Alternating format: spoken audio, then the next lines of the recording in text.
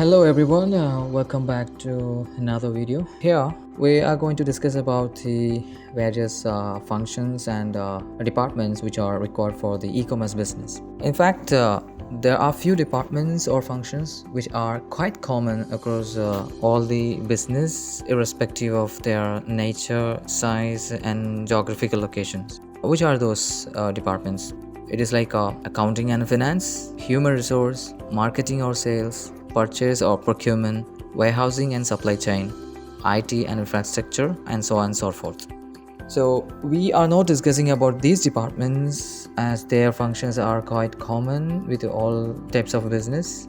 In fact, we are going to discuss about the departments which are necessary and exclusive for online businesses. So let's start with the first one, that is the software or the product department we can call.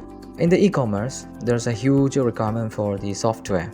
The function of this department, the software department, is big as well. This team is responsible for the construction, updation and maintenance of our business's website, mobile applications, then the backend admin panels, ERP and other softwares which are used to operate our business.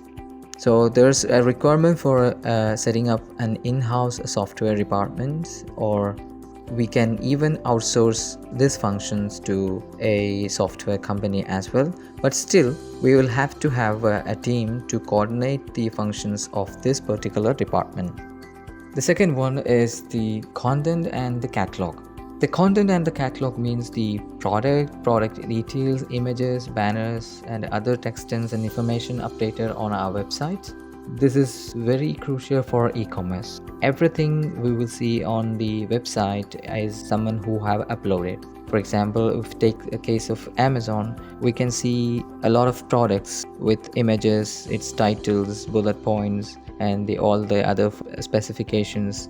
All this has to be updated on our website and it will be keep updating, and we can see some main page banners, inside page banners, offer tabs. All those things has to be periodically updated based on the seasons and offers are being introduced on a time frame basis. So all this will be carried out by the content and catalog team. The third one is the customer support team. So it is quite obvious that users or the customers will have some requirement or queries that they want to get in touch with someone from our team or our company for some help. Or sometimes from our side, we are required to contact the customer in terms of some order related issues or their location related informations and updates. So this will be a regular activity in the e-commerce business. So to handle this kind of thing, there should be a team for customer support. The next one is the order fulfillment, or technically we call it as middle mile operation. The orders are placed by the customers are to be picked up and packed. Then it has to hand it over to the delivery team for the delivery.